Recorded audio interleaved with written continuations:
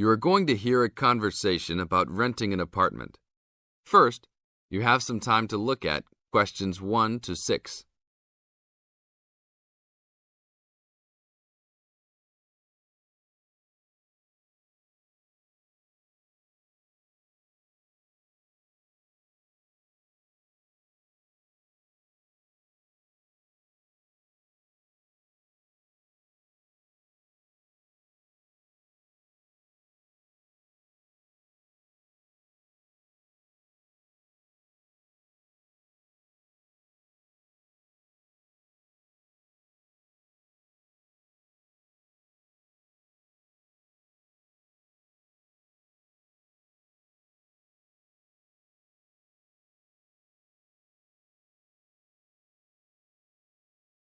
Now listen to the tape and answer questions 1 to 6.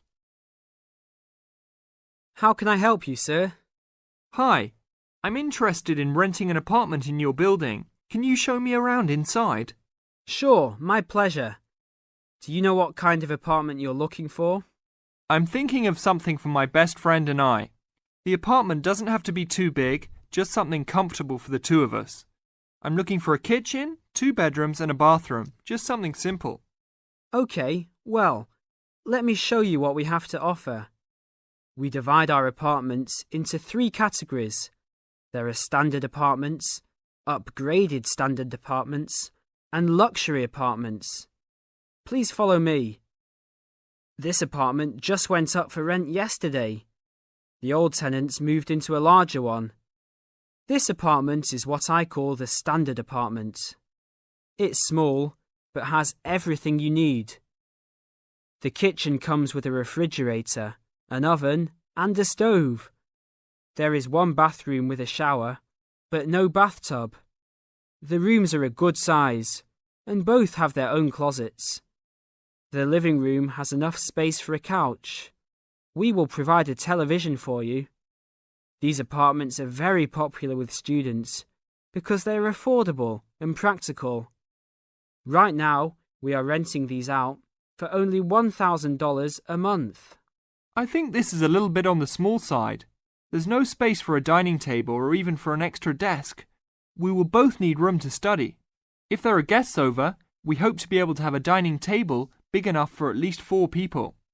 Do you have anything slightly larger? Maybe just an apartment with a bigger living room? Well, let's take a look.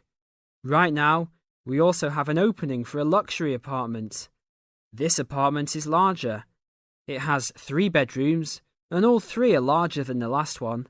And there are 2 bathrooms, and all have bathtubs. The kitchen is also larger, and come with an additional dishwasher and freezer. The living space has plenty of space for a dining room. How much is the rent on these apartments?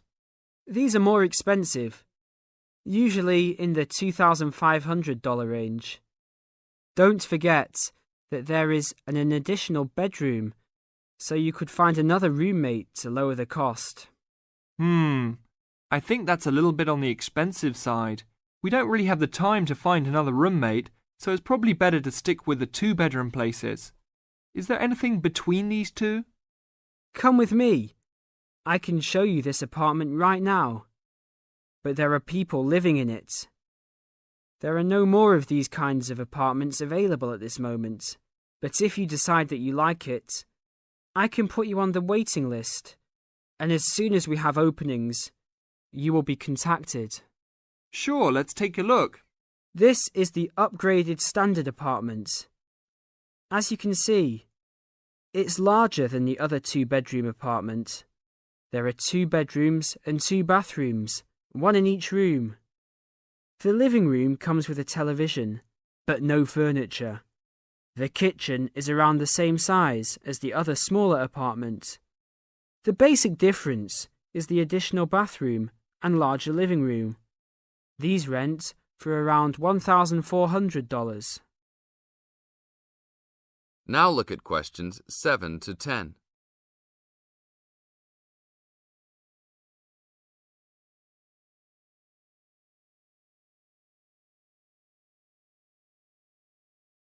Now listen to the tape and answer questions 7 to 10. Seems like a good deal. Do you know when an apartment like this will be available? That's hard to say. I know these people who live here right now should be graduating soon, so they might be moving out. Well, I guess I'll put my name on the waiting list. Hopefully there'll be an opening as soon as possible. That sounds like a good plan. I will notify you as soon as we have vacancies. You will have to leave us some information and a student identification number. Sure, no problem. My full name is Robert Jack Browning. Could I have your age, please? I'm 38. Your major? I'm studying biology.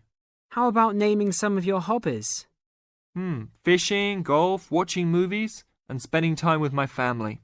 Sounds like a good life. What is the price range of the apartment you are looking for?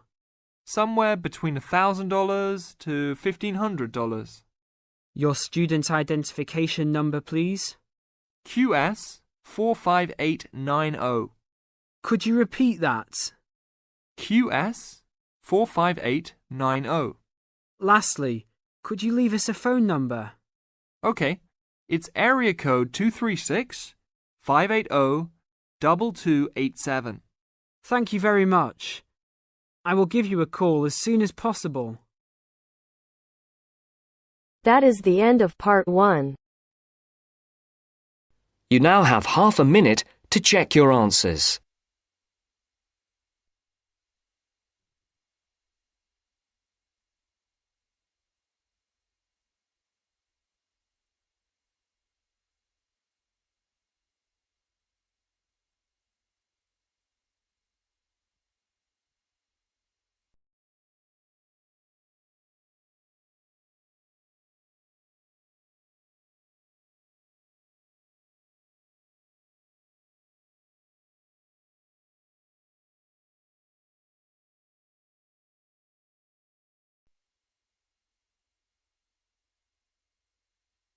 Now turns to part 2. Part 2. You will hear two students talking about a school project. First, you have some time to look at questions 11 to 15.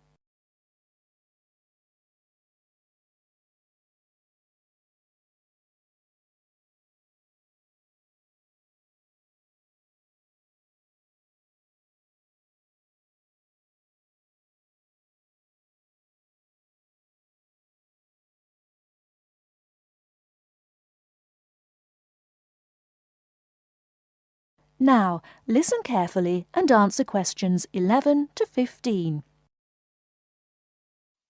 Hi, Lynn. How's your project coming along? Oh, not very well. I've got all the information, but I can't seem to organise it into a presentation. Well, you'd better hurry. You only have one more week. Yes, that's okay. It's just that... Well, why don't you try your presentation on me? Maybe I can help. Oh, really? Great!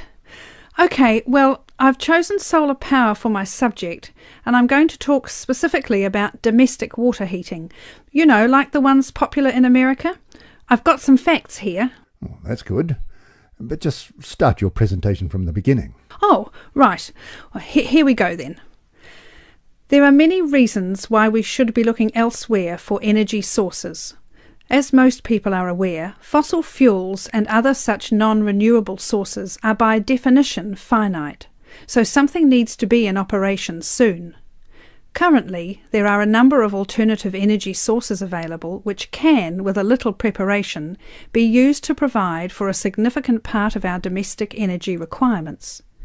In this presentation, I am focusing on solar power and its application as a domestic water heater. As a renewable energy source, solar power is in many ways ideal. The amount of the sun's energy which reaches the earth every minute exceeds the energy that the global population consumes in a year. Although scientists argue that it is not finite, sunlight is certainly a long-lasting resource which is not depleted through use, and solar power converters use this energy without needing any complex moving parts. Once collected and stored, solar energy can be used for many purposes, but it is becoming increasingly popular as a domestic heating source. Generally, a building that is heated by solar power will have its water heated by solar power as well. And this has even worked in areas that are not exposed to long hours of direct sunlight, such as the United Kingdom, although not so well as in warmer climates. Why have you stopped? Well, that's all I've got so far.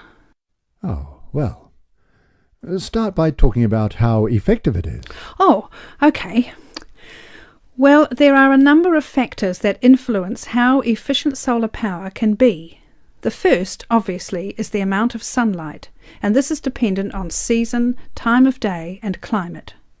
Although the UK has something of a bad reputation for sunshine, it is actually quite productive during some parts of the year. Given a sufficient size of solar panel and water storage tank, solar power can provide all of our water heating requirements in June and July, and even provide the majority until October. From October to the end of the year, this figure falls dramatically. December is the least productive, being able to supply less than 5% of the average household's hot water requirement. It is at this point that solar power needs to be supplemented with a more traditional form of heating. From January, solar power becomes more effective at a rate of about 20% per month, although this rise decelerates to around 18% by May.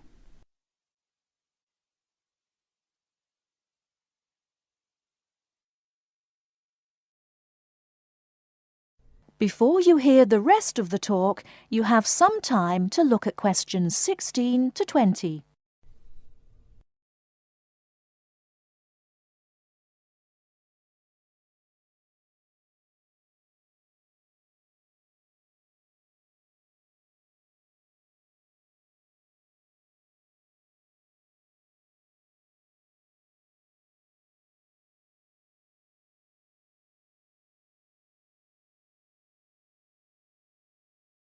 Now listen and answer questions 16 to 20.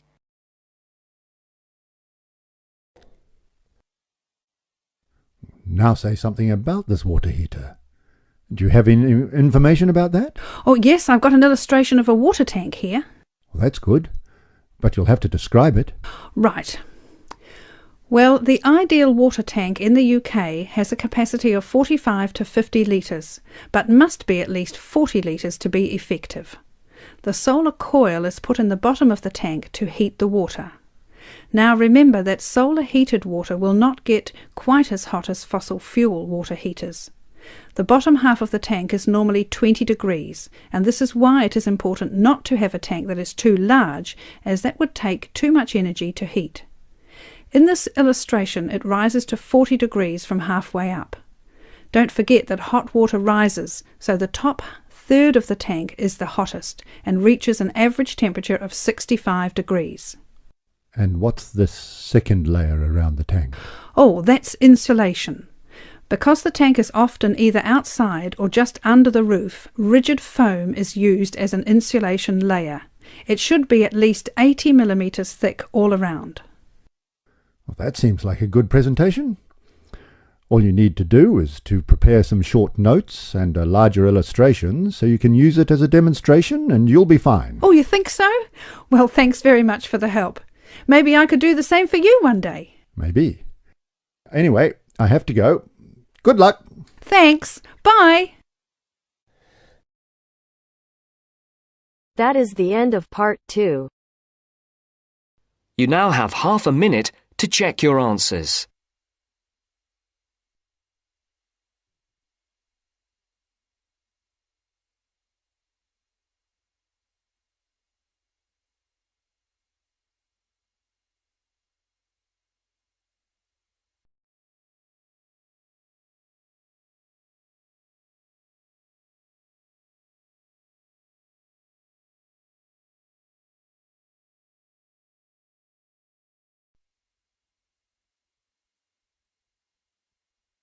Now turns to part 3.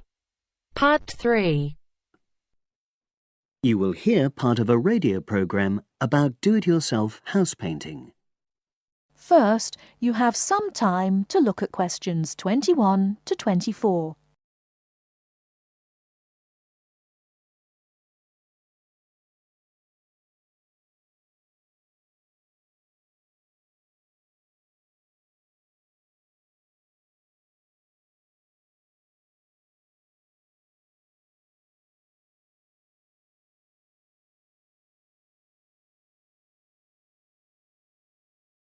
Now, listen carefully and answer questions 21 to 24. Good morning, everyone, and welcome to our weekly series on home improvements. Today's program is about do-it-yourself house painting. There's never been a better time for people who like to do their own interior house painting.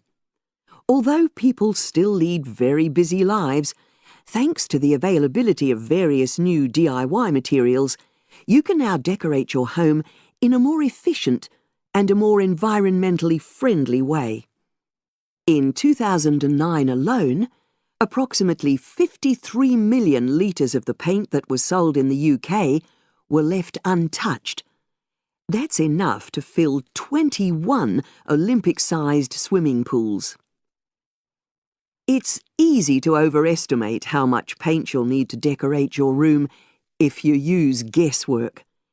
And if you know exactly how much paint is needed, you avoid unnecessary waste. There are automatic paint calculators available now. Most of the major paint manufacturers provide them. Look on their websites or just Google paint calculator and see what comes up. Then simply measure the circumference and height of the room in metres, enter this into the calculator along with the type of surface you're painting, and it will tell you how many litres of paint you'll need.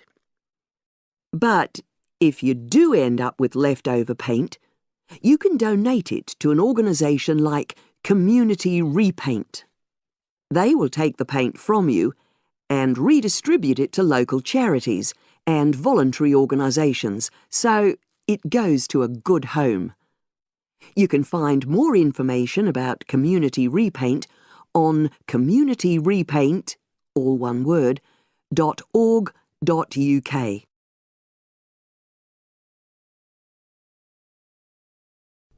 Before you hear the rest of the talk, you have some time to look at questions 25 to 30.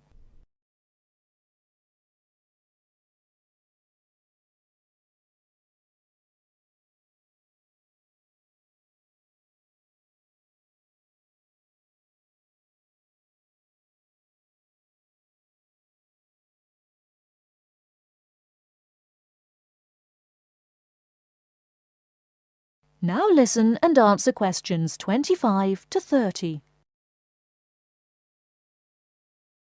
Another way of avoiding paint wastage is to check you're completely happy with your colour choice before starting to paint.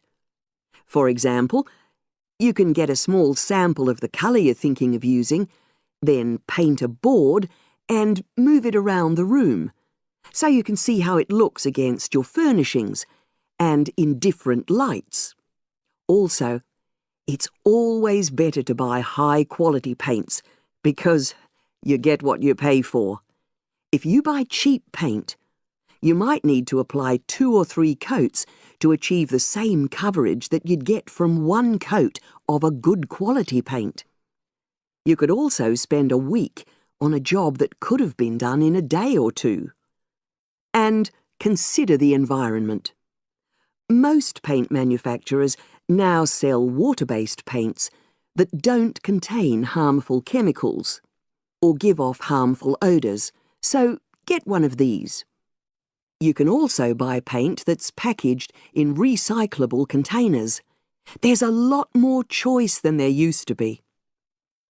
You can only do a good job which will last if you prepare the surfaces thoroughly before painting. In fact, in many ways, if you want to do a professional-looking job, this is more important than the painting itself. If there are any cracks or patches of loose plaster, painting over them won't solve the problem. Take the plaster out and fill the holes, allowing enough time for the new plaster to dry. And you won't get a smooth finish if the walls are dusty or greasy. So washing with water isn't enough. Use a solution of decorator's soap and rinse well with warm water afterwards. When you're ready to paint, we suggest you use a medium pile roller for walls and ceilings. A lot of people tend to use short pile rollers, but these give a patchy finish, and that wastes paint and time. Similarly, long pile rollers can create a thick textured effect, which looks messy. The same goes for brushes. The stronger the bristles, the easier they are to wash and reuse. And as you've chosen a water-based paint, clean your brushes with cold water, because it's more energy efficient that way. As you're decorating, keep transferring small amounts of paint into a tray and keep topping it up when you need to. This reduces the chance of it being contaminated by dust and pieces of dirt. And finally, water-based paint doesn't have a lingering smell, so that's not an issue anymore. But it's airflow rather than heat that helps the paint dry quicker. So, to help finish the job in the quickest time, leave your doors and windows open. The faster the paint is dry and the job finished, the quicker you can start enjoying your room. In tomorrow's program, I'll be giving some advice on... That is the end of section 2. That is the end of part 3. You now have half a minute to check your answers.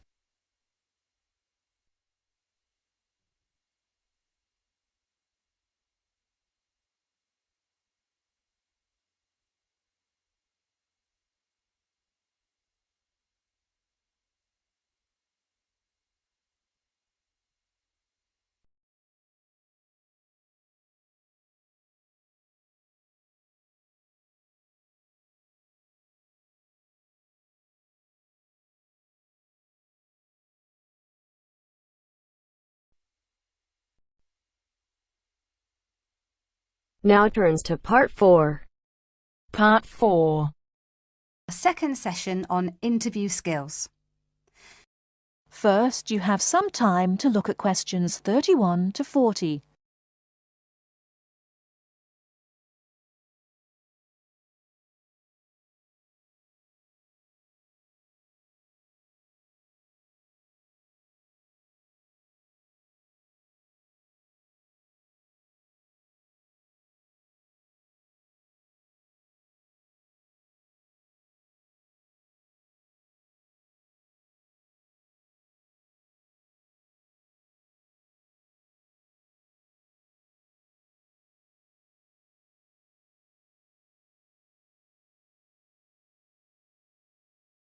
Now listen carefully and answer questions 31 to 40.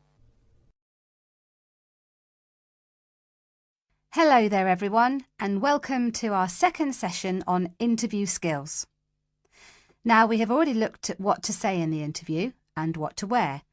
So let's consider non-verbal behaviour, or as it is more often called, body language. Believe it or not, research has shown that this is what makes the strongest impression on people we meet. Frequent eye contact is one aspect of body language which goes down very well with interviewers and creates a good impression.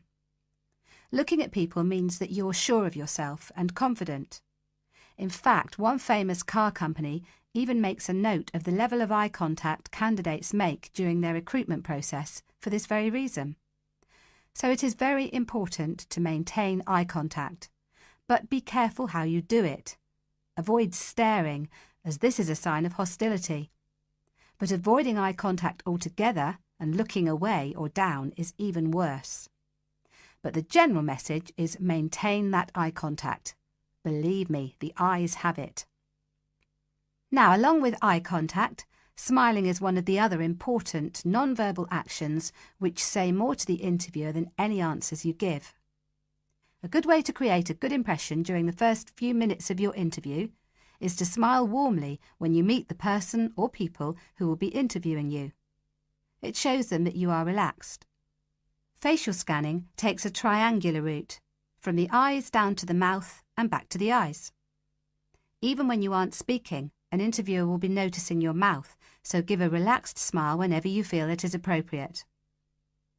Now, not surprisingly, interviewers pay most attention to a person's face or head during an interview, and they certainly pick up a lot on what they see.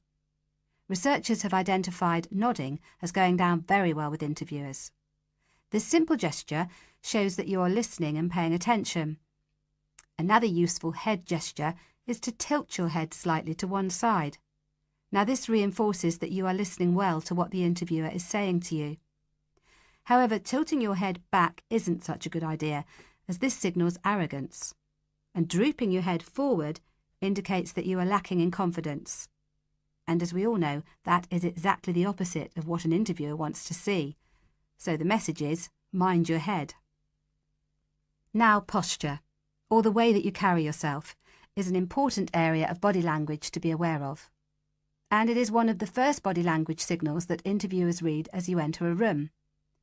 Posture also matters when you're sitting down. A well-supported position, with your shoulders square and sitting full back on the chair, will give the impression that you are confident, which is just what the interviewer wants to see. I once interviewed a candidate who perched right on the edge of her chair throughout. I kept feeling that she was about to run out of the room in terror.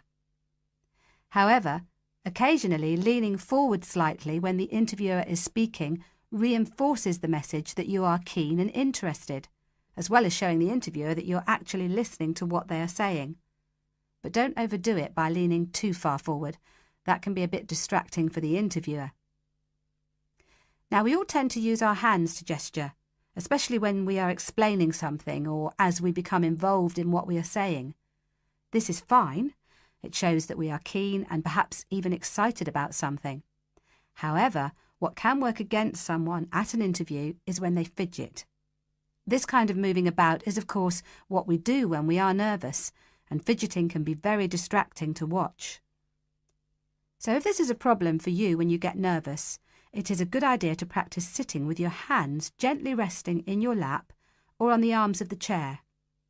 Try not to fold your arms, though, as this tends to look uncomfortable or hostile. But whatever movements you make, be careful with your hands. They need to be kept well away from your mouth, head or face. In fact, experts say that when a hand flies up to or over a person's mouth, it implies that the person is worried or wound up about something. For most of us, staying calm in an interview situation is a challenge, so putting in a bit of practice in advance will help. So, to end with, here are a couple of suggestions on how to improve our body language. A good idea is to choose a role model, such as an actor or fictional character, or a public figure or someone you know. Then sit calmly and imagine that you are this person. Now, other countries have different body language signals. So remember that if you are being interviewed abroad, you may want to check if there are any special gestures to avoid. It's also a good idea to get used to reading body language signals. You can do this by simply watching how people interact in public places, such as on the streets or in restaurants. And finally, when people have struck up a rapport, it is reflected through the natural mirroring of each other's body language movements. So you can use this to your advantage by occasionally mirroring the interviewer's own movements. For example, if they lean over to one side, you can do the same a few seconds later. It helps to create a special effect known as similar to me. But don't do it too often or the interviewer will notice. Now, any questions before we move on to interview listening skills? That is the end of part 4. You now have half a minute to check your answers.